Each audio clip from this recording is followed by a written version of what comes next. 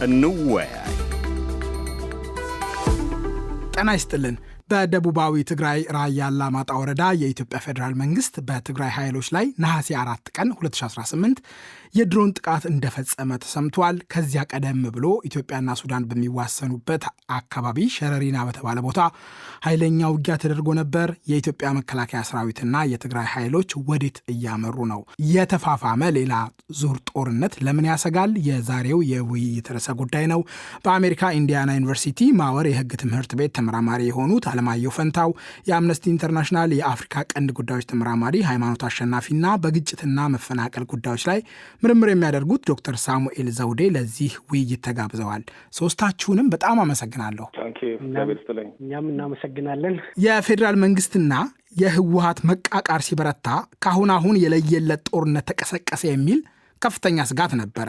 ሸረሪና ላይ የተደረገው ውጊያ እንደዚሁም ደግሞ ምረዋ የተባለ ቦታ የተፈጸመው የድሮን ጥቃት ያንን ስጋት የበለጠ ተጨባጭ አድርጎታል። ወታደራዊ እንቅስቃሴ የትግራይ ክልል ከአፋርና ከአማራ ክልሎች በሚዋሰንባቸው አካባቢዎች አሁንም እንዳለ ተገንዝበናል። አቶ አለማየሁ፣ መከላከያ ሰራዊትና የትግራይ ኃይሎች እየተፈታተሹ ነው ወይስ አሁን ያለው ሁኔታ እንደለየለት ጦርነት ይቆጠራል? ጦርነት አልተጀመረም ብሎ ለማለት በጣም ያስቸግራል። ፉል ብላውን የሆነ ፊት ለፊት የሚገጥሙ ሁለት ባላንጣዎች አይደለም እያየን ያለ ነው። ያ ኮንቬንሽናል የሆነው ነው። የመጀመሪያው የትግራይ ጦርነት ከተካሄደበት ጊዜ ጀምሮ የጦርነቱን ሂደት እና ውጤቱን የቀየረው የቴክኖሎጂ አጠቃቀም ነበረ። የፌዴራል መንግስቱ በውጭ ኃይሎች በተለይ ደግሞ በተባበሩት አረብ ኤምሬት ድሮኖች አማካይነት የጦርነት ኖጣ በቀየር ችሎ ነበረ። አሁንም እያየን ያለነው በቴክኖሎጂ የታገዘ መለስተኛ የሆነ ግጭት እያየን ነው። መቼ ነው ወደ ፉል ብላውን ወደሆነ ሙሉ በሙሉ ወደ ውጊያ የሚገቡት የሚለውን እንግዲህ ማወቅ አንችልም። ሜይቢ የሎጂስቲክስ ጉዳይ ነው የያዛቸው። ሜይቢ ፎርሜሽን አሰላለፍ እና ስትራቴጂክ ቦታዎችን እየመረጡ ይሆን? የውጊያ ቲያትሩን እያጠኑ ይሆን? ነው ያው ብዙ ሰርፕራይዝ አሉ ጦርነት ላይ። ሁለተኛው የዓለም ጦርነት ሲካሄድ በአንድ በኩል ሲጠበቅ በሌላኛው ወገን ይሆናል እና ይሄኛው ጦርነት በደቡብ ትግራይ በኩል ነው የሚሆነው ወይስ በምዕራብ የኢትዮጵያ ድንበሮች ላይ? ማለትም ከምዕራብ ትግራይ የሚባለው ከላይ ጀምሮ ሱዳንን ድንበር ይዘህ ታች ምዕራብ ኢትዮጵያ ቤኒሻንጉልና ጋምቤላን ይዘህ ወደ ወለጋ በኩል ባለው ድንበር ነው ወይ የሚሆነው የሚለው ያው ጥያቄ ነው። አምነስቲ ኢንተርናሽናል በቅርቡ ያወጣው መግለጫ ጦርነት ይቀሰቀሳል የሚል ስጋት እንዳለ የሚያንጸባርቅ ነው። በትግራይ ክልል ዳግም የሚቀሰቀስ ጦርነት ነዋሪዎችን ለሌላ ዙር የሰብአዊ መብቶች ጥሰት እንደሚያጋልጥ አምነስቲ ኢንተርናሽናል አስጠንቅቋል። እንደ አዲስ የሚቀሰቀስ ግጭት አሳሳቢ የሚያደርገው በትግራይ ክልል ነዋሪዎች ከጥቅምት 2013 ከጥቅምት 2015 በተካሄደ ጦርነት ወቅት ከተፈጸሙ አሰቃቂ ግፎች ሳያገግም ተጠያቂነትና ፍትህ ሳይረጋገጥ የሚከሰት መሆኑ ነው። ሃይማኖት፣ እርስዎ የአምነስቲ ኢንተርናሽናል ተመራማሪ ነዎት። ከሰብአዊ መብቶች አኳያ እንዲህ ያሰጋችሁ ነገር ምንድን ነው? መጀመሪያ ቲንክ መመለስ ያለብን ጥያቄ ፍትህና ተጠያቂነት ለማን ነው የሚመጣው ነው። ፍትህና ተጠያቂነት የሚሰጠው ወይም የሚደረገው እንደ አውሮፓውያን አቆጣጠር ከ2020 እስከ 2022 በነበረው ጦርነት ኮንቴክስት ውስጥ እየተነጋገርን ስለሆነ በዛ አውድ ውስጥ የሰብአዊ መብት ጥሰቶች ያጋጠሟቸው ቪክቲሞች ወይም ደግሞ ተጠቂዎች በአማርኛ እንዲሁም ደግሞ ማህበረሰቦች ያንን ሆረር ኢንዱር ያደረጉ ማህበረሰቦች ናቸው ፍትህን እየጠየቁ ያሉት። ኢትዮጵያ ውስጥ አሁን ላይ ፐብሊክ ዲስኮርሱን ወይም ማህበራዊ ውይይቱን ስትመለከት በይፋ ይሄ ጎልቶ ባይወጣም ይሄ ያልወጣበት ምክንያት ማለትም የፍትህና የተጠያቂነት ጉዳይ ዋነኛ መነጋገሪያ ያልሆነበት ምክንያት ስለማይፈቀድ ነው። እሱን ማስመር ያስፈልጋል። ባይሆንም ግን እኛ በስራችን ሪፖርቶቻችን የምናትማቸውን ጥናቶች ብትመለከት የነዚህን ሰዎች ጥያቄዎች የነዚህን ሰዎች እውነታዎች ነው ይዘው የሚወጡትና ሁሉም ውስጥ የፍትህና የተጠያቂነት ጉዳይ በጥቃት ሰለባ የሆኑ እንዲሁም የተረፉ ሰዎች እንዲሁም ማህበረሰቦች ደጋግመው የሚያነሱት ነው።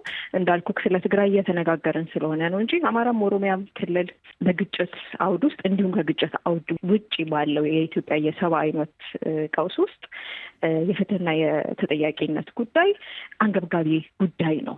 ለዚህ ጉዳይ ሰለባዎች በግሌ ኢትዮጵያ ውስጥ ያለውን ቀውስ እንደ ሰብአዊ መብት ቀውስ ብቻ መመልከት በቂ አይደለም። በተለምዶ የጦርነት ሕግ የምንለው ወይም ዓለም አቀፍ የሰብአዊነት ሕግ የሚባለው ወይም ጦርነቶች ገቨርን የሚደረጉበት ሕግ ማዕቀፍ ውስጥ ብቻ ማየት በቂ ነው ብዬ አላምንም። ኢትዮጵያ ውስጥ አሁን ያለው ቀውስ የሰብአዊነት ቀውስ ነው።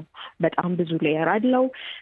ለብዙ ዓመታት ካለፉት ከኦሮሞ ፕሮቴስት መነሻው 2014 እንደ አውሮፓውያን አቆጣጠር ጀምረን ብናይ በጣም ብዙ አድሬስ ያልተደረጉ ያለማቋረጥ ላለፈው 10 ዓመት በላይ የተከማቹ በስኬል ደረጃ ማሲፍ የሆኑ ጥሰቶች ፍትህና ተጠያቂነት ብቻ ሳይሆን እውቅና እንኳን ሳይሰጣቸው እዚህ ደርሰናል። ባጭሩ ለአንተ ላነሳኸው ጥያቄ መልስ ምንድን ነው? ኦዲት ማድረግ ነው። ኢትዮጵያ ውስጥ ግጭት ወይም የሰብአዊነት ቀውስ መኖሩን ሪኮግናይዝ ካደረግን በኋላ በዛ ውስጥ ለደረሱ ጉዳቶች ቅጣቶች ነበሩ ወይ? እውቅናስ ነበረ ወይ? በዚህ ውስጥ ስለሚካሄድ ነው ስጋት ያለን። ኤንድ ኦፍ ኮርስ ሌላኛው ትልቁ ስጋታችን ግን ባለፈው 5 ዓመት ኢትዮጵያ ውስጥ ገለልተኛ የሆኑ መገናኛ ብዙኃን፣ ገለልተኛ የሆኑ የማህበረሰብ ተቋማት ወይም የሲቪል ተቋማት የምንላቸው ተባረዋል፣ ተዘግተዋል፣ የተለያየ ጉዳት ደርሶባቸዋል። ኢቨን ዓለም አቀፍ ተቋማት እኛንም ጨምሮ አክሰስ የላቸውም። ኢትዮጵያ ውስጥ የተባበሩት መንግስታት ምን ያህል አክሰስ እንዳለው አላውቅም እና በዛ ውስጥ ይሄ ስጋት የግጭት ስጋት መኖሩ እጅግ አሳሳቢ ያደርገዋል። የቀደመው ጦርነትም ይሁን ከዛ በፊትና ከዛ በኋላ እየተካሄዱ በሚገኙ ግጭቶች ምክንያት ብርቱ የሰብአዊ መብቶች ጥሰቶች በተለያዩ የሀገሪቱ ክፍሎች እየተፈጸሙ እንደተፈጸሙ አምነስቲ ኢንተርናሽናልን ጨምሮ ዓለም አቀፍ የሰብአዊ መብቶች ተሟጋች ተቋማት ሰንደዋል። ለ2 ዓመት በተካሄደው ጦርነትም ቢሆን የኢትዮጵያ መከላከያ ሰራዊት፣ የኤርትራ መከላከያ ሰራዊት፣ ህዝባዊ ወያነ ሓርነት ትግራይ ወይም ደግሞ የህወሓት ኃይሎች ነው የተባለው የዛን ጊዜ የአማራ ኃይሎች በሰሜን ኢትዮጵያ ግጭት ውስጥ የጦር ወንጀል ፈጽመዋል የሚል ድምዳሜ ላይ አሜሪካ ደርሳ ነበረ። 2015 መጋቢት ላይ በወጣው ዓመታዊ የሰብአዊ መብቶች ይዞታ ሪፖርት ጦርነት ግጭት በተለይ ሲቪል ሰዎች ላይ ሴቶች፣ ህጻናት፣ አረጋውያን ላይ ነው የሚበረታውና ተጠያቂነት፣ ፍትህ በማስፈን ረገድ ግፊት ማድረግ የነበረበት ማን ነው? ዶክተር ሳሙኤል አሁን ያለውን ውጥረትም ታሳቢ በማድረግ ማን ነበረ ተጠያቂነትን ለማስፈን ግፊት ማድረግ የነበረበት?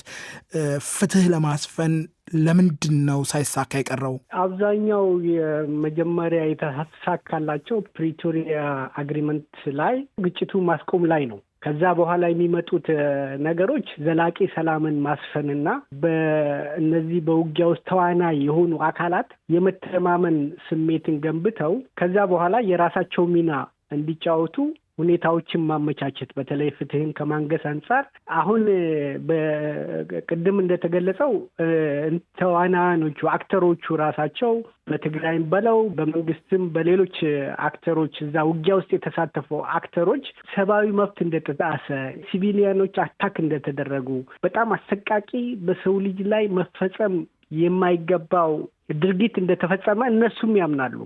አንዱ ለመወንጀል ይህንን ነገር አጽንኦ እየሰጡ ይናገራሉ። ስለዚህ ከዚህ መረዳት የሚቻለው በተለይ ደግሞ ኢንተርናሽናል ኮሚኒቲው ኮንፍሊክትን አብዛኛው አፍሪካ ውስጥ ሲያደራድሩ አፍሪካን ዩኒየንም ጨምሮ ስልጣንን በማጋራት ላይ ያጠነጠነ ነው እንጂ የግጭቱን ስረ መሰረት በመፍታትና ዘላቂ የመተማመን ስሜት ፈጥሮ አዲስ የማህበራዊ ኮንትራክት ወይም ትስስሮች በዛ ሀገር ውስጥ ተፈጥሮ ሀገሪቷ ወደ ዘላቂ የሰላም ሀዲድ ውስጥ እንድትገባ የሚያስችላትን ነገር በማምጣት ላይ የተመሰረተ አይደለም። ስለዚህ አንተምተው ተብሎ በየጊዜው ስልጣን ማጋራቱ ከግጭት አዙሪት ውስጥ ሊያወጣን አይችልም። ሁለተኛ ይሄ ዝምታው ሴቶች ሲደፈሩ፣ በጅምላ ሲገደሉ፣ ህጻናት ሲገደሉ በኢንተርናሽናል ሂውማኒቲ ያለው እኮ ውጊያውን ሊያስቆምህ አይችልም። ግን ውጊያ የራሱ ህጎች አሉት። ሲቪሊያን መገደል የለባቸውም። ሴቶችን መድፈር፣ ሴቶችን ማሰቃየት እንደ ሚሊተሪ መጠቀም የለብህም። ለሲቪሊያን መድረስ የሚገባቸውን ነገር ብሎኬጅ ሲጅ አድርገህ ሰዎችን በማስራብ ወደ ሰሚሽን ውስጥ ማስገባት፣ እነዚህ ነገሮች መቆም አለባቸው። ይሄ ማስ አትሮሲቲ ነው። በአማርኛው ጅምላ የማሰቃየት ስልትን በፍጹም ይቃወማል ኢንተርናሽናል ህግ። ስለዚህ እነዚህ አካላት ከዚህ ድርጊታቸው ተቆጥበው አሁን ኦልሬዲ መፈራረጅ ውስጥ ከአንዱ ሌላውን መፈረጅ ከጀመረ የሌሎች የውጭ አካል ተላላኪ ነው ካለ መጥፋት አለበት ካለ ከዚህ በኋላ ውጊያው የመጨረሻ ጠርዝ ላይ ደርሷል ማለት ነው። አሁን እንዳልከው እየተፈታተኑ ነው። ከዚህ በኋላ እንግዲህ ከሁለቱ አካላት ጀርባ ያሉ የውጊያውን የሚያፋፍሙ የተለያዩ አክተሮች አሉ። የነሱ ድጋፍና እገዛ ምን ይመስላል፣ የተዋጊዎቹ የኃይል ሚዛን ምን ይመስላል የሚለውን እያዩ ነው እንጂ ውጊያ ኦልሬዲ ተጀምሯል እንደተባለው።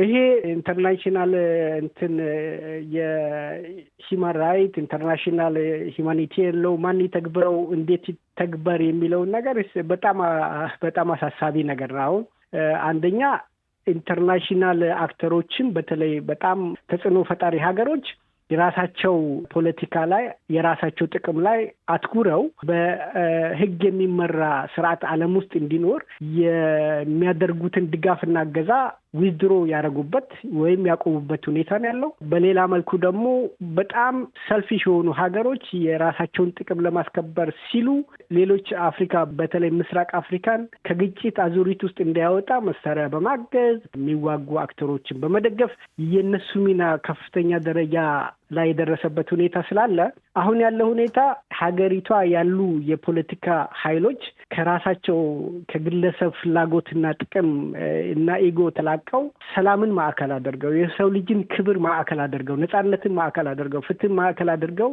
በውይይት አዲስ ሶሻል ኮንትራት ለመፍጠር እስካልጣሉ ድረስ ከዚህ አዙሪት ውስጥ የምንወጣ አይመስለኝም ብዬ ነው ማስበው። ሃይማኖት፣ አምነስቲ ኢንተርናሽናል ያቀረበው ጥሪ ነበር አይደለም ለኢትዮጵያ ፌዴራል መንግስትና ለትግራይ ክልል ባለስልጣናት በተለይ የሰብአዊ መብቶች ዓለም አቀፍ የሰብአዊ መብቶችን ጥበቃ እንዲደረግ ቲገረጅ ሀኩታ የተጠቀሱበት መግለጫ ላይ ጥሪ ቀርቦ ነበር። በውሳኔ ሰጪዎች በኩል የአምነስቲ ኢንተርናሽናል ጥሪ ተሰምቷል ብላችሁ ታምናላችሁ ወይ? ኦፍኮርስ የሰብአዊ መብት ግዴታ አለባት ኢትዮጵያ እንደ ስቴት የፈረመቻቸው የተቀበለቻቸው።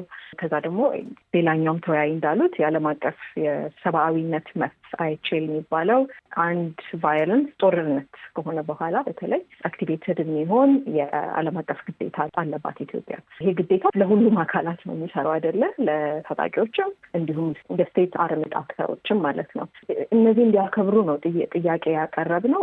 ኦፍኮርስ ቱ አርሊ ቱ ሴይ በት በተለይ ለምሳሌ ፓርቲኩላርሊ ትግራይን እየተነጋገርን ስለሆነ በትግራይ ክልል እኛም ፍላግ ያደረግናቸው የሰብአዊ መብት ጥሰቶች ቀጥለዋል። ከግዳጅ ወታደራዊ ምልመላ ጋር የተያዙ የሰብአዊ መብት ጥሰቶች፣ አፈና፣ ድብደባ በጣም ማስ የሆነ ክልሉን በአጠቃላይ ያዳረሰ ካምፔን ነው። በጣም ማስ ካምፔን ነው። ስለዚህ በተለይ ከ18 ዓመት በታች የሆኑ ልጆችን ላለመመልመል የሚያስችል ሜካኒዝም ኢምፕሊመንት የተደረገበት አይደለም።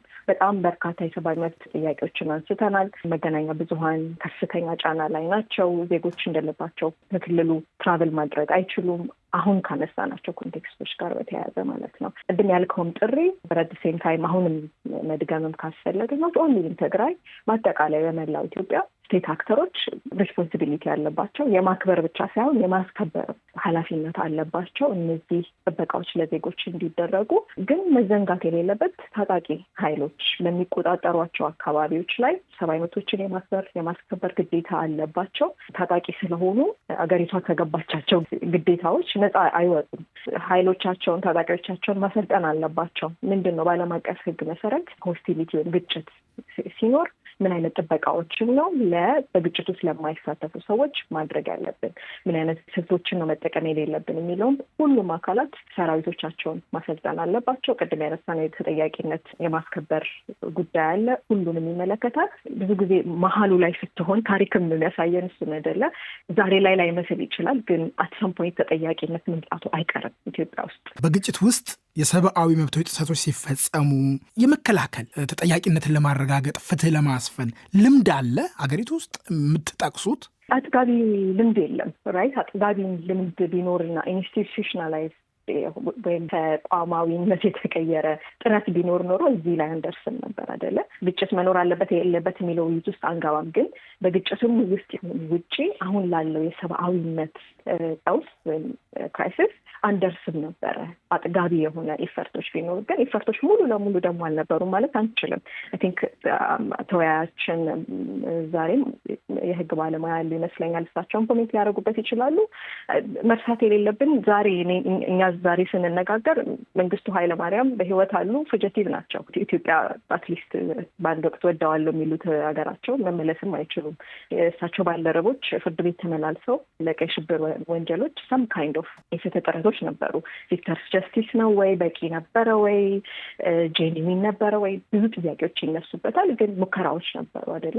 ፕሬሲደንትን ብቻ በመመልከት ብቻ ሳይሆን እንደ ሳይክል እነዚህ ፖለቲካል ሳይክሎች መነሻ እንዳላቸው መጨረሻም አላቸው። ያ ጊዜ ደግሞ መምጣቱ አይቀርም። ለፍትህ የሚያመች ጊዜ አንድ ቀን መምጣቱ አይቀርም። ሲመጣ ተጠያቂነት እንዳለ በአጽንኦት በተለይ ለተዋጊ ኃይሎች ደጋግመን ማስታወስ ያለብን ይመስለኛል። አቶ አለማየሁ፣ ኢትዮጵያ ተደራራቢ እርስ በርስ የሚተሳሰሩ ግጭቶች ውስጥ ነው ያለችው። አሁን ደግሞ ደጋግሞ ግጭት ውስጥ የመውደቅ አባዜ ከምንድን ነው እየመጣ ያለው? ሁለተኛ፣ በእንዲህ አይነት ሁኔታዎች ውስጥ ግፍ እንዳይፈጸም ተጠያቂ የማድረግ አሰራር ልምድ አለ ወይ? ከሁለተኛው ጥያቄ ልጀምር። ዶክተር ሳሙኤል የፕሪቶሪያን ስምምነት ማንሳታቸው እጅግ በጣም ጥሩ ነገር ነው። ፕሪቶሪያ ስምምነት አንድ ትልቅ ነገር አሳክተዋል። ጦርነቱን ለተወሰነ ጊዜ አስቁሞታል። በዛ ስቃይ ውስጥ የነበረውን ሕዝብ የተወሰነ እረፍት ሰጥቶታል። አስፈላጊ የነበሩ ነገሮች፣ ለጤና አስፈላጊ የሆኑ መድኃኒቶች ጭምር፣ የሰብአዊ እርዳታ ጭምር ተከልክሎ የነበረበት ወቅት ነው።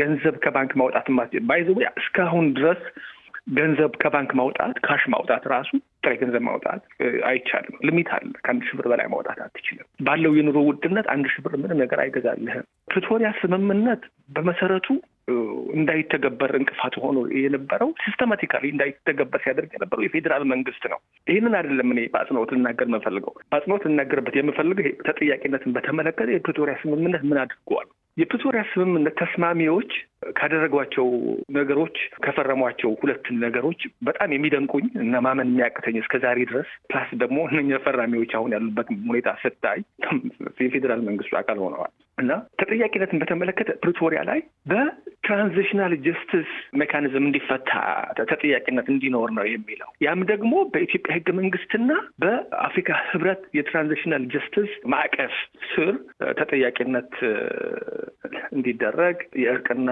የሂሊንግ እንዲተገበር፣ ካሳ እንዲፈጸም ወዘተ ነው የሚለው። እንዴት ነው የጦር ወንጀል ተፈጽሞ ዓለም አቀፍ የሂውማኒቴሪያን ህግ ተጥሶ የጅምላ ጭፍጨፋ ተፈጽሞ ጄኖሳይድ ዲተርሚኔሽን ላይ ተደርሷል እንኳን ስቴት ዲፓርትመንት ላይ የዛኔ የሰላም ስምምነቱን ለማበረታታት ተብሎ ነው የተያዘው ይፋ ከማድረግ።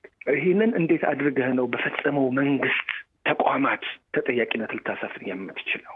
ትልቁ የፕሪቶሪያ ድክመት ይሄ ነበር። ትልቁ ድክመት አሁንም ከተጠያቂነት ጋር ተያይዞ በአጠቃላይ ኢትዮጵያ የተጠያቂነት ስርዓት በወረቀት ደረጃ ፓርችመንት ላይ ነው። ፓርችመንት ኮሚትመንት ነው ህገ መንግስት ላይ። የወንጀል ህጋችን እጅግ በጣም ሮቦስት የምትለው አይነት የአትሮሲቲ ክራይምስ እንዲያውም በዓለም አቀፍ ስምምነቱ ላይ ያለው በጎሳ፣ በዘር፣ በሃይማኖት ወዘተ የሚለው ከዛም አልፎ የፖለቲካ ቡድኖች ላይ የሚደርስ ጥቃት ራሱ እንደ ጄኖሳይድ እንደሚቆጠር የኢትዮጵያ ወንጀል ህግ ይደነግጋል። ኮሚትመንታችን በኢህአዴግ ዘመን ለመጠየቅ የተሞከረው ፖለቲሳይድ የምንለው በፖለቲካ ቡድኖች ላይ የደረሰውን ቀይ ሽብር ላይ የደረሰውን እነሱ ተጠያቂ ለማድረግ ተደርገዋል። ቅድም ሃይማኖት ማነሳለች። መንግስቱ ኃይለማርያም ጁሪስዲክሽን ውስጥ ያለ በኢትዮጵያ የህግ ጁሪስዲክሽን ውስጥ ግዛት ውስጥ የለም፣ ሊጠየቅ አልቻለም። በኢህአዴግ ጊዜ የሰብአዊ መብት ጥሰት ነበረ። ነገር ግን በዛ ስኬል አሁን በምናወራው ስኬል ደረጃ ላይ አይደለም የነበረው። እዚህና እዛ የሚጣሱ ነገሮች አሉ በግለሰቦች ላይ። ግን ማስ አትሮሲቲ የጦር ወንጀል የምንለው ያየነው አሁን ነው። ይህንን ተጠያቂ የሚያደርግ ምንም አይነት ስርዓት የለም። ይኖራል ብዬም አልጠብቅም። በፕሪቶሪያ ስምምነት መሰረት ፕሪቶሪያ በግልጽ ተጥሰዋል። ወደ ግጭት ስንሄድ የኢትዮጵያ ትልቁ ውድቀት የፖለቲካ ውድቀት ነው። እንደምታውቀው ከመጀመሪያ ጀምሮ ኢትዮጵያ ውስጥ የቫይለንስ ቮካብለሪ ፖለቲካችን ውስጥ የገባው የታህሳሱ ግርግር የሚባለው ጀነራል መንግስቱ ንዋይ የአጼውን ስርዓት ባለስልጣናት መግደል ከጀመሩ መረሸን ከጀመሩ ጊዜ ጀምሮ ኢትዮጵያ ውስጥ ከዛም ደርጉ መጣ። ደርጉም እንደዚሁ የአጼ ኃይለሥላሴን ባለስልጣናት 60ዎቹን አንድ ላይ ገሉ አደረ። ፖለቲካችን በአመፅ የተቃኘ ሆኗል ከዛን ጊዜ እስከ አሁን ድረስ ማለት ነው። ስለዚህ ዲሞክራሲ መገንባት አለመቻላችን ነው ትልቁ ውድቀታችን። ህገ መንግስት ቢኖርም የህገ መንግስታዊነት ኮንስቲቱሽናሊዝም የምንለው ማለት ነው። በህገ መንግስት መኖር ህገ መንግስት መጽሐፍ ሳይሆን በህገ መንግስት መኖር ነው ትልቁ ነገር። እንግሊዞች የተጻፈ ህገ መንግስት የላቸውም፣ ግን የህገ መንግስት ባህላቸው ከስተማቸው የቆየ ነው። እጅግ በጣም ከመግና ካርታ የሚባለው ቻርተር 15ኛው ክፍለ ዘመን ጀምራ እስከ ዛሬ ድረስ ተጠያቂ የሆነ ሊሚትድ የምትለው በህገ መንግስት የተገደበ መንግስት ያላቸው ህዝቦች ናቸው። ትልቁ ችግራችን ያለው የግጭት አዙሪት አለ። የግጭት አዙሪቱን መስበር የምትችለው ዲሞክራሲያዊ ስርዓት በመገንባት ነው። በምርጫ ነው መወዳደር ያለባቸው። የተሸነፈ አካል ይሄዳል። ትልቁ ችግራችን ይህንን መቀበል አልቻልንም። ቀደም ሲል የ1953ቱን የታህሳስ መፈንቅለ መንግስት ሙከራ ጠቅሰዋል አቶ አለማየሁ። ከዚያ ጀምሮ ኢትዮጵያ ለፖለቲካዊ ችግሮቿ መፍትሄ የምታበጅበት ስርዓት ማበጀት አቅቷታል፣ ተስኗታል ማለት ነው። ስለ ዴሞክራሲ ሲወራ ስንት ትውልድ አለፈ። ነገር ግን ከአዙሪቱ መውጣት የተቻለ አይመስልም። ለምንድን ነው ዶክተር ሳሙኤል? እኔ አንድ አሜሪካዊ አጥኚ ያሉ ፒተር ኮልማን ይባላሉ። እሳቸውን እዚህ መጥቀስ ፈልጋለሁ። አንድ ሀገር መሰረታዊ ለግጭቶች ምክንያት የሆነውን ችግር መሰረታዊ በሆነ መልኩ ካልፈታ ከ10 እስከ 15 ዓመት እስከ 20 ዓመት ባለው ጊዜ ውስጥ ሁል ጊዜ የሀገር መስቀለኛ መንገድ ላይ ይቆማል። የተማሪዎች ንቅናቄ ያለ በ1950ዎቹ እንደ አሁንም በአውሮፓ አቆጣጠር ነው፣ ይቅርታ ቀጥታ እየመጣልኝ ያለው እና ያ ችግር ኢትዮጵያን የእኩል ተጠቃሚነት፣ እኩል ክብር፣ በዝባዥ የሆነ ስርዓት ተቀይሮ ፍትህ ላይ የተመሰረተ በተለይ ጥሩ ግሩ አርሶ የሚበላውን አካል ወደ እኩልነት ወደ ኢኮኖሚ ባለቤትነት የሚያመጣ ስርዓት እንዲኖር የሁሉም ባህል ቋንቋ እንዲከበል ጥያቄ ነበር። ያ ጥያቄ አልተመለሰም እና ጥያቄ ሳይመለስ ቀረና 1974 ደርግ መጣ።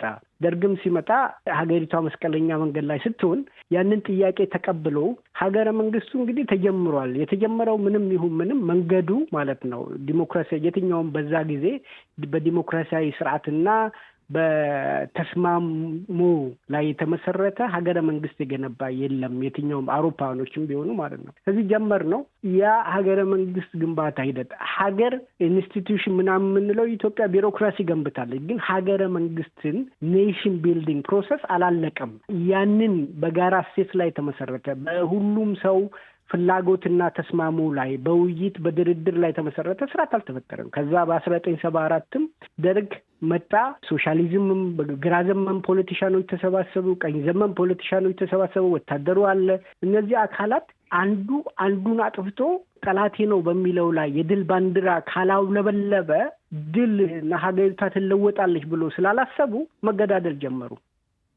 እዚህ ያ መገዳደል ታሪክ ቀጠለ ማለት ነው እና ከነዛ ውስጥ አንደኛው ደግሞ የቀናቸው በህወሓት የሚመራው ፖለቲካ ፓርቲና ንቅናቄ ሬብል ግሩፕ ተዋክተው ወደ አዲስ አበባ ሲገቡ በ1994 እንግዲህ ኦልሞስት ከ17 ዓመት በኋላ ሀገሪቷ መስቀለኛ መንገድ ላይ ቆመች።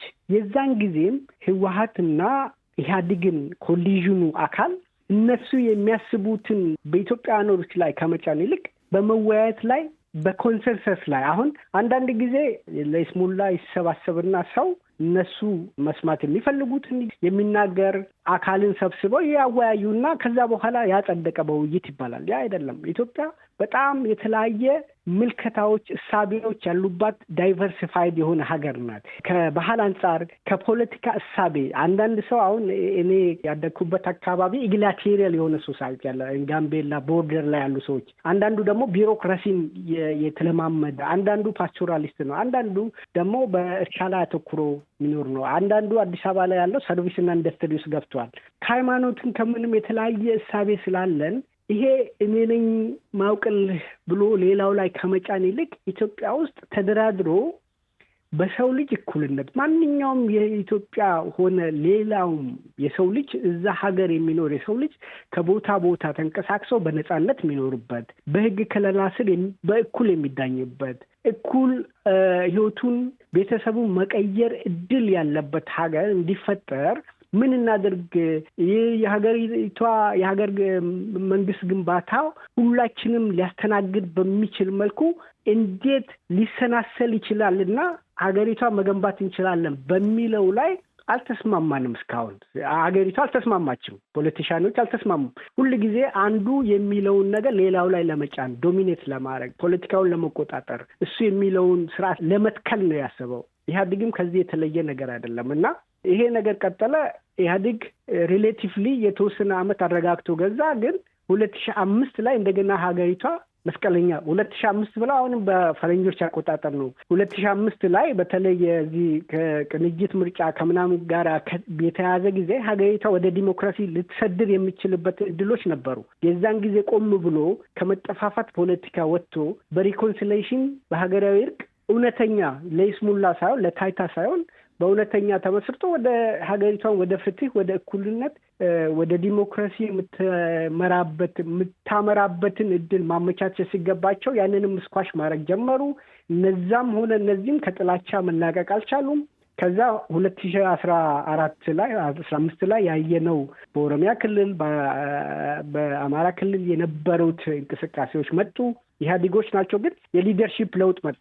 ሲመሩ የነበሩት ሰዎች ኢህአዴጎች ቢሆኑም የመጠፋፋት ፖለቲካ እሳቤ እነሱም በዛ የታጀለ እሳቤ ስላላቸው ለመጠፋፋት ነው እንደገና መልሰው አንዱን ለማጥፋት ነው እንጂ ሄደው አሁን በቃ ከዚህ በኋላ ሀገሪቷ ወደ ሁሉንም ያማከለ የለውጥ አቅጣጫ መግባት አለባት የሚል ነገር። ስለዚህ የመጠፋፋት አባዜው በኋላ ላይ በተመሰረተው የቀድሞ ኢህአዴግ በኋላ ብልጽግና በተባለውና የቀድሞ ኢህአዴግ ህወሓት በተባለው አካል ግጭቱ መጣ። እነዚህ ግጭት አንዱን ለማጥፋት የሚሄድበት ግጭት ስለሆነ ይሄ በጣም የኢትዮጵያ አስከፊ የሚሆነው ምንድን ነው? እሱ የሚያስበው የዛ ቤዝ ነው ብሎ የሚያስበው የብልጽግና ቤዝ ነው ብሎ የሚያስበው ወይ የህወሓት ቤዝ ነው ብሎ የሚያስበውን ህዝብ ራሱ ከማጥቃት ዘግናኝ የሆነ አትሮሲቲ ወይም ደግሞ ስቃይና መከራን እዛ ላይ ከመጫን ወደ ኋላ አይሉም እና ከዚህ አስተሳሰብ እስካልወጣን ድረስ አሁንም መስቀለኛ መንገድ ላይ ነን ያለ ነው። ከዚህ እሳቤ የተላቀን ሀገረ መንግስቱን በተስማሙ ላይ፣ በውይይት ላይ፣ በሰው ልጅ ክብር ላይ፣ ነጻነት ላይ፣ ፍትህ ላይ፣ እኩልነት ላይ በእነዚህ እሳቤዎችና መርሆች ላይ የተመሰረተ ሀገረ መንግስት ለመገንባት እስካልጣርን ድረስ ከዚህ ግጭት አዙሪት ውስጥ እንወጣለን ብዬ አላስብም። በእኔ በኩል ሃይማኖት፣ ትውልድ ሲቀየር ፍትህ ያለበት የፖለቲካ ስርዓት ለመገንባት የሚደረግ ቢያንስ የአደባባይ ክርክር፣ ውይይት፣ ንግግር ይመለከታሉ ወይ? ፓርቲኩላርሊ ግፍን የተመለከተ ውይይት ያደረግን ስለሆነ ወይም ጥሰቶችን የተመለከተ ውይይት ያደረግን ስለሆነ እሱ ላይ አተኩረን ብንነጋገር በጣም በርካታ ኤቪደንሶች አሉ ኢትዮጵያ ውስጥ እነዚህ ተመላልሰው የሚመጡ ግጭቶችና እነሱ የሚያስከትሏቸው ኮንስኩዌንሶች መነሻቸው ያልተፈቱ ወይም በአጥጋቢ መልኩ ያልተፈቱ ያለፉ ሌሎች ግፎች እንደሆኑ ኢትዮጵያ ውስጥ ከበቂ በላይ የተሰነደ ማስረጃ ያለ ይመስለኛል። ይህንን ለመመልከት እንደ ምሳሌነት ብናነሳ አማራ ክልል ውስጥ አሁን እየተደረገ ያለው ግጭት መነሻው ምንድን ነው? አንዳንዱም በጣም ወደኋላ ሄደህ ሂስትሪን ታሪክን መመልከትን ላያስፈልግህ ይችላል። ባለፉት ጥቂት ዓመታትም ያየነው እንደዛ ይሄንን ይመለከታል። ያልተፈቱ ግሪቪያንሶች፣ ያልተፈቱ ቁርሾዎች እና ግፎች አንዳንዶቹ ተደበስብሰው ሌሎቹ ተጨቁነው ያለፉ ደፊው ሊሆን አይደለ ለሌላ ሳይክል ኦፍ ግጭት። ምክንያቱም በቂ የሆነ እነዛን ኢንተርቴን የሚያደርግ ስፔስ ስለሌለ ማለት ነው። ለዛ ነው እኛም በጣም ደጋግመን ስለ ኤጀንሲ የምንናገረው ይመስለኛል። ተወያያችን አለማየሁ ፈንታውም እንዳሉት የኦርዲነሪ ሰዎች ኤጀንሲ ኢትዮጵያ ውስጥ የሚኖሩ የተለያየ አይነት የኃይል አወቃቀር በእጃቸው ያሉ የፖለቲካ ሊሆን ይችላል፣ የኢኮኖሚ፣ ማህበራዊ ኃይል ያላቸውን በተለምዶ ልሂቅ የምንላቸውን ብቻ እነሱን ሳይሆን ኦርዲነሪ መደበኛ ሰዎች ምንድን ነው የሚፈልጉት? ከዛ ደግሞ ያ እነሱ የሚፈልጉት ወይም የእነሱ ፍላጎት ኃይል አለው ወይ? አሁን አንተ ያነሳው ዲስኮርስ አለ፣ ፐብሊክ ዲስኮርስ። ከዛ በዘለለ ግን የኦርዲነሪ ሰዎች ኤጀንሲ ኢትዮጵያ ውስጥ ፓወር እንዲያጣ በጣም ሪሰንት ሂስትሪን ብንመለከት ተደርጓል። which is very dangerous። ምክንያቱም ኃይል ያላቸው ሰዎች ተጠያቂነትን አይፈልጉም። ተገደው ነው ተጠያቂነትን የሚያመጡት። ይሄ ዓለም የሚያሳየን ነው። ፍትህ፣ ተጠያቂነትና በተቋም ደረጃ ያለ የህግ የበላይነት ኃይል ያላቸው ሰዎች ዝም ብለው ሃንድ ኦቨር አያደርጉትም። ጫና መኖር አለበት። ያንን ጫና ደግሞ ለማድረግ በተለይ በህዝብና በመንግስት ወይም ቅድም በጠቀስኳቸው በህዝብና የተለያየ አይነት ኃይል ባላቸው አካላት መካከል ያለውን ግንኙነት ጤናማ በሆነ ኮንቴክስት ማለት ነው የሚያሳልጡት የሲቪል ማህበራት ቢኮዝ ቬሪ ዋይድ የሆነ ሪሌሽንሽፕ ስለሆነ ያንን ሊያሳልጡ የሚችሉት መገናኛ ብዙኃን በነፃነት ሲሰሩ ነው። የህዝቡን ጥያቄ የህዝቡን ፍላጎት ለነዚህ ኃይል ላላቸው ሰዎች ወደው ሳይሆን ተገደው እንዲያዩ እና በዛ መሰረት አስተዳደር መንገዳቸውን እንዲያሻሽሉ ማድረግ የሚችሉት ኢትዮጵያ ውስጥ በተለይ አሁን እያየን ያለ ነው። እንደ አውሮፓውያን አቆጣጠር 2018 በኋላ እስከ 2019 አጋማሽ መጨረሻ አካባቢ የነበረችው አንድ አመት ብዙ ሰዎች የነበራቸው ተስፋ እኛንም ጨምሮ ያ የኦርዲነሪ ሰዎች ኤጀንሲ ወይም የእነሱን ፈቃድ ሴንተር የሚያደርግ የተቋምና የህግ ስርዓት ይመጣል። መገናኛ ብዙኃንና የሲቪል ተቋማት በገለልተኝነት ጠንክረው ኢትዮጵያ ውስጥ ይሰራሉ። ያ በህዝብና ኃይል ባላቸው አካላት መካከል ጤናማ የሆነ ኮሚኒኬሽን በመፍጠር ኃይልን ወደ ኦርዲነሪ ሰዎች ይመልሳል ነበረ። ያ አልሆነም። ወደፊትም ያለው ብቸኛ አማራጭ ይሄ ነው ብለን ነው የምናስበው። አለማየሁ ባሉት ላይም ለመጨመር ቅድም በጣም ኢምፖርታንት ነጥብ አንስተዋል። በተለይ ከሁለተኛው ዓለም ጦርነት በኋላ በሰብአዊነት ላይ የሚፈጸም ወንጀል የሚል ሀሳብ ሌጋል ኮንሰፕትን በጣም ጠንክሮ መውጣት የጀመረበት ምክንያት ናሽናል ሜካኒዝምስ ፌል አድርገዋል። በጣም በተለያየ ሀገራት አይደለም ያኔ እነዛ የሀገር ውስጥ አማራጮች ህዝብን ለመጠበቅ ወይም ህዝብን ለመጠበቅ ብቻ ሳይሆን ለመከላከል ነው። እንደዛ ፌል ሲያደርጉ ዓለም አቀፍ የህግ ስርዓቱ ኢንተርቪን አድርጎ ጥሰቶችን ለማስቆም ፍትህ እንዲመጣ ያግዛል ነበረ። ኢትዮጵያ ውስጥ ያንን አላየንም። በመላው ዓለም ያ አማራጭ ሰብአዊነትን የሚከላከል አርኪቴክቸር ወይም መዋቅር ኤሮድ እየተደረገ ነው ኢንጀነራል አይደለ።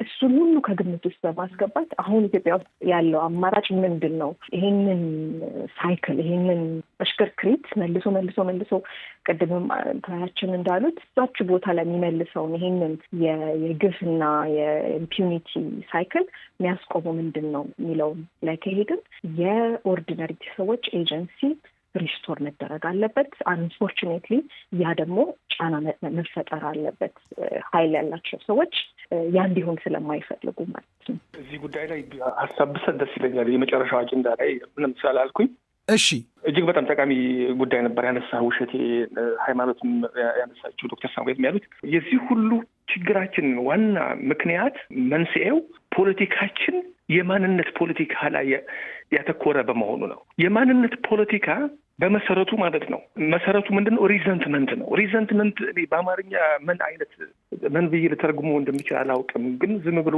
ሀሳቡን ሊገልጽ የሚችል የተለያዩ ቃላቶች ሊኖሩ ይችላሉ በአማርኛ።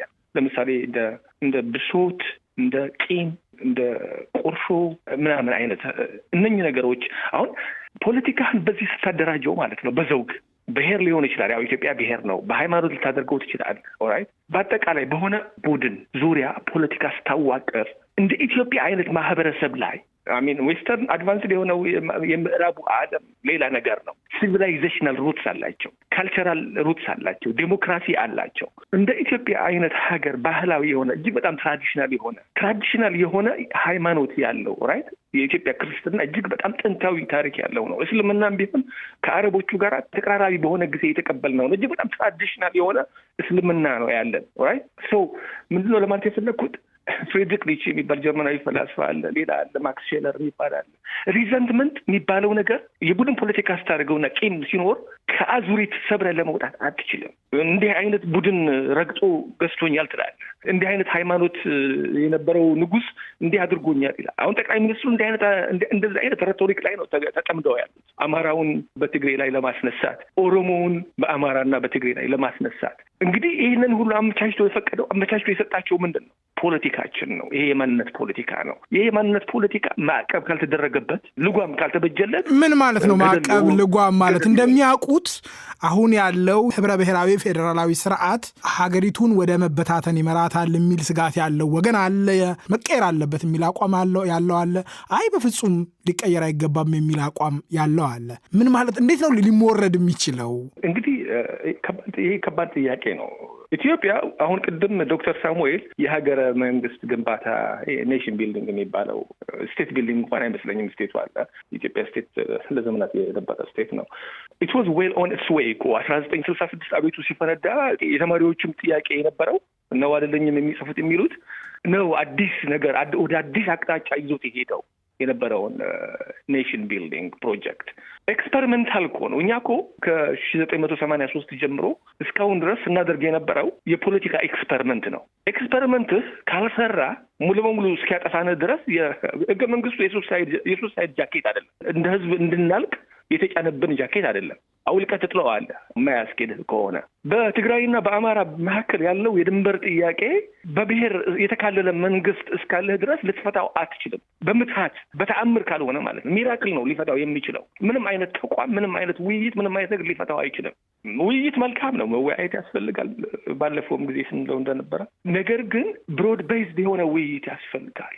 በፓርቲ መዋቅር መርጠህ ያመጣሃቸውን ሰዎች በቁጥር 4,000 ናቸውና ከአሜሪካው ፌዴራል ኮንቬንሽን ከ1787 ሁሉ ይበልጣል ብለህ ባትል ውይይቱን ታች ድረስ ብታወርደው ህዝቡ ያውቃል ምን እንደሚፈልግ። ህዝቡ ያውቃል። የፓርቲ ካድሬዎች ግን ህዝቡን የሚያወናብዱበት መንገድ አለ። ስልጣን ላይ የሚቆዩበት መንገድ አለ። አንዱን ቡድን ከሌላ ቡድን ካላናቆሩት ስልጣን ላይ መቆየታቸው። ዶክተር ሳሙኤል ወደ እርስዎ ልመጣ ነው። የሀብትና የስልጣን ክፍፍል ጭምር የሚበየነው አሁን ባለው ስርዓት ነው አይደለ? እንዲሁ በቀላሉ የሚቀየር ነገር ለመሆኑ በጣም ፈታኝ ነው። አንድ ትውልድ ተገንብቶበታል። ምንድን ነው የሚታየውት ዶክተር ሳሙኤል? እኔ አሁን ውይይቱ እንዲቀየር እንዲሁን የሚለው ላይ ባያጠነጥን ብዬ አስባለሁ። ምክንያቱም እኔ አሁን ለምሳሌ እዚህ ጀርመን ውስጥ ነው የምኖረው። ጀርመናዊ ነኝ። እንደ ማንኛውም የጀርመን ዜጋ ሌላ የነጻነት የፍትህ ጥያቄ አለኝ። ህይወቴን በተሻለ ሁኔታ ለመምራት ፈልጋለሁ። ያ ነጻነት፣ እኩልነት እንዲኖረኝ ፈልጋለሁ። ኢትዮጵያ ውስጥም እዛው ወንዝ ሳይሻገር ባህር ሳያቋርጥ እዛው ያለ ማህበረሰብ እንዴት ነው በጋራ ማየት አለብን። ኦኬ አሁን ያለ ሁኔታ አንድ ሰው ከቦታ ቦታ ተንቀሳቅሶ በነጻነት የሚኖርበት፣ ሀብት የሚያፈራበት፣ በህግ ከለላ ስር እኩል የሚሳተፍበት፣ በሀገሩ ጉዳይ፣ በፖለቲካው፣ በመንደሩ በእያንዳንዱ ጉዳይ እኩል የሚወስንበት፣ ሁሉም ዜጋ እኩል የሆነበት ነባራዊ ሁኔታ መፍጠር አልቻልንም። ስለዚህ አሁን ህገ መንግስቱ አይቀየር የሚለው ላይ ካወረድነው ጥያቄው ወደዚህኛው መምጣት አንችልም። ይህን ቢግ ፒክቸር እናድርግና ኦኬ ኑ ሁላችንም በብሔርተኛውም ይሁን ኤትኒክ ብሔርተኛ፣ ናሽናል ብሔርተኛ እያልክ ብሔርተኛውን መከፋፈል ትችላለህ ካቴጎሪ ውስጥ። ያ ኢምፖርታንት አይደለም። ግን እኔ ወሳኙ ነገር አሁን ቅድም ሃይማኖት ስለ ኤጀንሲ ግለሰቦች እንደ ግለሰብ ለምሳሌ አንድ ግለሰብ እኮ ባግራውን ብትቆጥር ከተለያዩ 3-4 የብሔር አካላት ሊወለድ ይችላል። በአያቱ የሆነ ነገር፣ በቅድመ አያቱ የሆነ ነገር። ይሄ ብሔር ራሱ ሶሻሊ ኮንስትራክትድ የሆነ ነገር ነው፣ ተፈጥሯዊ አይደለም። ስለዚህ ግለሰብ እንደ ግለሰብ ዜጋ መብቱ ተከብሮ በሀገሩ ጉዳይ እየወሰነ ህይወቱን እየቀየረ በእኩል ተሳታፊ የሚሆንባትን ሀገር መገንባት ለሁሉም የሚበጅ ይመስለኛል። እኔ አሁን ለምሳሌ ቋንቋህን ለመጠቀም በግለሰብ ደረጃ መብት ከተከበረልህ ቋንቋህንና ባህልህን ከማሳደግ የሚገድብልህ ነገር የለም። ስለዚህ ግለሰቡ ቋንቋውን፣ ባህሉን ማሳደግ፣ ኦፖርቹኒቲውን መጠቀም፣ በህግ ጥላ ስር እኩል የመዳኘት እነዚህ ነገሮች እነዚህ እሴት ላይ የተመሰረተ ፖለቲካዊ ስርዓት አዲስ ፖለቲካዊ ስርዓት ለመፍጠር መወያየት ያስፈልጋል። ህገ መንግስቱ ይቀየር አይቀየር ብለን ሪዲዩስ ካረግነው ግን ለመወያየትም የሚበጀን ነገር ሚድል ግራውንድ ማግኘት አንችልም። ምክንያቱም ፖለራይዝድ የሆነ ሁለት ዋልታዎች ላይ የረገጠ እሳቤን ወደ ማዕከል ማምጣት የሚያስችለን ነገር አይኖርም። ስለዚህ እኔ ከዚህ ይልቅ ግን ህገ መንግስቱ ይቀደድ ይሄ ይምጣ ከማለት ይልቅ አንድ ግለሰብ ከቦታ ቦታ ተዘዋውሮ በነጻነት እዚህ አውሮፓ ላይ የምንመኘውን በዲሞክራሲ ትንሽ የሰደሩ ሀገሮች ላይ የምናየውን የሰው ልጅ ክብርና ነጻነትን በሀገራችን ውስጥ እንዴት እንፍጠር በሚለው ላይ መወያየቱ የተሻለ ይመስለኛል። ሃይማኖት፣ እርስዎ ምንድን ነው የሚሉት? ዓለም አቀፉ ህብረተሰብ ሹድ ዱ ሞር። አሁን ያሉት ቀውሶች ዓለም አቀፉ ማህበረሰብ ማን ነው? እንደሚያውቁት የዩክሬንና የሩሲያ ጦርነት፣ የመካከለኛው ምስራቅ ጦርነት በጣም ናላውን አዙሮታል። የተባበሩት መንግስታት ድርጅት እንደወትሮ አይደለም። የአፍሪካ ህብረት እንደሚታየው ነው። ማን ላይ ነው ተስፋዎት? ቅድም እንዳልኩ ዓለም አቀፍ የህግ ኦርደሩ የዓለም አቀፍ የኃይል ኦርደሩ ላይ አስተያየት መስጠት አልፈለግም። የሙያ አካባቢ እሱ ስላልሆነ፣ ግን የዓለም አቀፉ የህግ ስርዓትና ሊጋል ኦርደር ሪስፖንድ እያደረገ አይደለም በምንጠብቀው መጠን ወይም ፕሮሚስ ባደረገው መጠን ሰብአዊ መብትን በአጠቃላይ ሰብአዊነትን ለመከላከል ሲጣስ ደግሞ ያሉትን አማራጮች ተጠቅሞ ፍትህን ለማምጣት ሪአክት እያደረገ አይደለም። ኢትዮጵያ ውስጥ ብቻ አይደለም፣ በመላው ዓለም የምናየው እጅግ አሳሳቢ ከፍተኛ ውይይት የሚደረግበት ቶፒክ ይመስለኛል። የቀጠናው ተቋማት ተመሳሳይ ወይም ፕሮሚስ ያላቸው አፍሪካ ህብረት በለው የአፍሪካ ኮሚሽኑን በለው ሌሎች ብሎክ ተቋማትን በላቸው በቂ ጥረት አላደረጉም። አሁንም እያደረጉ አይደሉም። ቅድም እንዳልኩ ኦንጎይንግ በመካሄድ ላይ ያሉ በጣም ዲቫስቴቲንግ ኮንፍሊክቶች አሉ። ይጨመር ይሆን የሚለው ስጋት ነው አይ ቲንክ ዛሬ እዚህ ጋር እያወያየን ያለው። ጫና ማድረግ አለባቸው የኢትዮጵያ አጋር ሀገራት፣ ባይላተራል ሪሌሽንሽፕ ያላቸው ሀገራት ቫሊዋችን የሚሏቸው ብለው የነገሩን አትሊስት ነገሮች አሉና በዛ መሰረት ጫና መደረግ አለበት። ግን ቅድም እንዳልኩት እውነቱን ሪያሊቲውን ከሆነ በግምት ከተን የምንወያየው አቶ አለማየሁ ፈንታው ያነሱት በጣም ኢምፖርታንት ነጥብ ኦርዲነሪ ሰዎች የሚፈልጉትን ያውቃሉ። ፍትህ ምን እንደሚመስል ለነሱ ያውቃሉ። እየደረሰባቸው ያለና እንዲቆም የሚፈልጉት ሰብአዊ ክብራቸውን፣ ሰብአዊነታቸውን አደጋ ላይ የጣለን ነገር ምን እንደሆነ ያውቃሉ። የነሱ ኤጀንሲ መመለስ አለበት። ስለዚህ ደግሞ ስፔሱ ለነጻ ተቋማት መካፈት አለበት። ባለፈው 5 ዓመት በተለይ ከትግራይ ጦርነት መጀመር ጋር ተያይዞ ኢትዮጵያ ውስጥ እነዚህ ነጻ የምንላቸው ተቋማት ላይ የደረሰው ዱላ ቀጥታ ማጥቃት እንዳለ ሆኖ በህግና በመዋቅር የተደገፈ በተለይ ደግሞ ባለፈው 1 ዓመት ተኩል ደግሞ እጅግ የተባባሰ አታክ አለ የሲቪክ ስፔሱ ላይ። እሱ መቆም አለበት። እሱ ሲቆም ኦርዲነሪ ሰዎች የሚፈልጉትን ኤክስፕረስ ማድረግ ይችላሉ። እሱ ዘላቂ መፍትሄ ያመጣል የሚል ተስፋ አለኝ። አቶ አለማየሁ ከዚህ ቀደም በነበረው ጦርነት ወቅት በግጭቱ አሳሳቢነት፣ የሰብአዊ መብቶች ይዞታ፣ የሰብአዊ እርዳታ አቅርቦት በመሳሰሉ ጉዳዮች ላይ ማሳሰቢያ ይሰጥ ነበር ከዓለም አቀፉ ማህበረሰብ። የጸጥታ ጥበቃው ምክር ቤት ያደረጋቸውን ተደጋጋሚ ውይይቶች ማስታወስ ይቻላል። ከዚህ የከፋ ግጭት እንዳይቀሰቀስ አሁን ያለው ውጥረት እንግዲህ ቤንሻንጉል ጉሙዝ ግልገል በለስ ከተማ የተፈጸመውንም ጥቃት የሰማችሁ ይመስለኛል። የፋኖ ታጣቂዎችና የጉሙዝ ነጻ አውጪ ኃይል ተብሎ የሚጠራ ታጣቂ ነው ጥቃቶቹን ፈጸመ የተባለው። በመተከል ዞን ማብራሪያ መሰረት ይሄ በቀጠናው የታየው መሰረታዊ የሆነ የኃይል አሰላለፍ ለውጥ ጋር የተገናኘ ይመስላል። ጽምዶ የሚባል ስልታዊ ጥምረት ስለተፈጠረ ማለት ነው። እንግዲህ ብዙ ምርመራ የሚፈልጉ ማረጋገጫ የሚፈልጉ ጉዳዮች አሉ። በዚህ ረገድ ግን የባሰ ግጭት እንዳይፈጠር ከዚህ የከፋ ግጭት እንዳይቀሰቀስ ማቆም የሚችል ወገን አለ ወይስ ረፍዷል? እንግዲህ ታስታውስ እንደሆነ የትግራይ ጦርነት ይካሄድ በነበረበት ጊዜ የመጀመሪያው ጦርነት ማለት ነው 2022 የትግራይ ጦርነት እጅግ በጣም ዓለም አቀፍ ቪዚቢሊቲ እያገኘ ነበረ። ነገር ግን አንድ ወቅት ላይ ያ ቪዚቢሊቲ እንዳጋጣሚ ጠፋ። ያ የሆነበት ምክንያት ምንድን ነው? የዩክሬንና የራሽያ ጦርነት በመቀስቀሱ ነው። ዓለም አቀፍ ማህበረሰብ ፓወርፉሎቹ አካላት መንግስታት ትኩረታቸው ዩክሬን ላይ ነው። አሁንም ደግሞ ሌላ ጦርነት እንደገና ተከሰተ። ያም ደግሞ የእስራኤልና ዩናይትድ ስቴትስ በኢራን ላይ እያካሄዱት ያለው ጦርነት ነው። በተወሰነ ደረጃ ይሄኛው አፍሪካ ቀንድ ላይ ያለውን ግጭት የተወሰነ ብርሃን ፈንጥቆለታል። የተወሰነ ግን ስቲል የዩክሬን ጦርነቱ የአይነት ኦቨርሻዶው እንዳደረገው ነው ያለው ብዬ ማለት ይችላል። ያም ደግሞ የሬድሲ ኮሪደር ሆርሙዝ ላይ ሲዘጋባቸው የሬድሲ ኮሪደር ሌላኛው አማራጫቸው ስለሆነ ረዥምም ቢሆንባቸው እዛ አካባቢ ላይ ግጭት እንዲነሳ አይፈልጉም። የአሜሪካ መንግስት ከኢትዮጵያ መንግስት ጋር የተወሰነ ስምምነት አለው። በጸጥታ ደረጃ የኮኦፐሬሽን አግሪመንት አላቸው በቅርቡ የተፈረመ።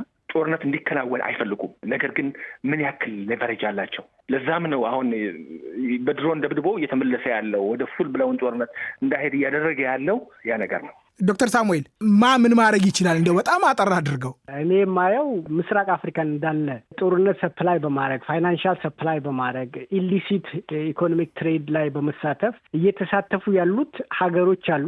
ለጊዜው ስሞቻቸውን መዘርዘር ባልፈቅድም ማለት ነው። እነዚህ አካላት ኢትዮጵያ ውስጥም ያለውን ውጊያ ተጽዕኖ ይፈጥራሉ። ሱዳን ያለው ውጊያ አይተነዋል። ሱዳን ያለው ውጊያ እንዲስፋፋና በጣም ዘግናኝ የሆነ በሲቪሎች ላይ የተፈጸመ ወንጀል እና ስቃይ እንዲበረታ ያደረጉት እነዚህ አካላት ናቸው። አሁንም እነዚህ አካላት እንግዲህ ሌላ ምዕራባውያን ሀገራት እነዚህን ሀገሮች ላይ ተጽዕኖ ፈጥረው የሁለቱን የፌዴራል መንግስቱንም ሆነ በዛም በሳይድ ያለውን የትግራይ ኃይሎች አሉ።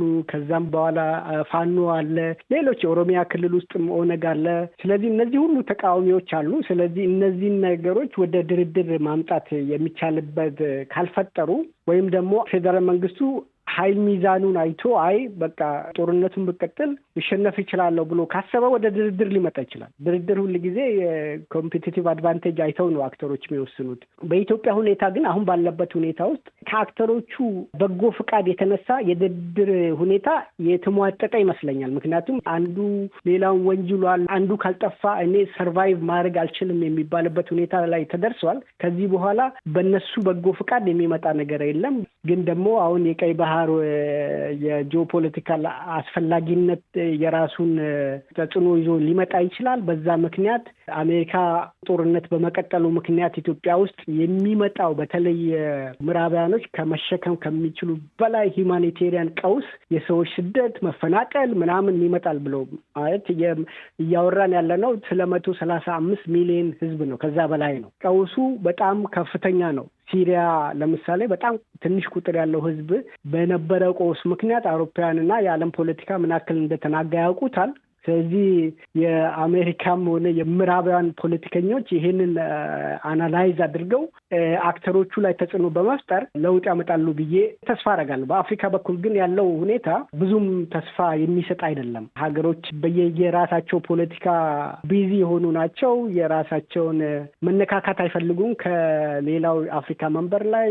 ዲሞክራሲ ሀገሮች በጣም ውስን ናቸው። ስለ ሰብአዊ መብት፣ ስለ ሰው ልጅ ክብር፣ ነጻነት፣ ፍትህ የሚገዳቸው የተወሰኑ ናቸው።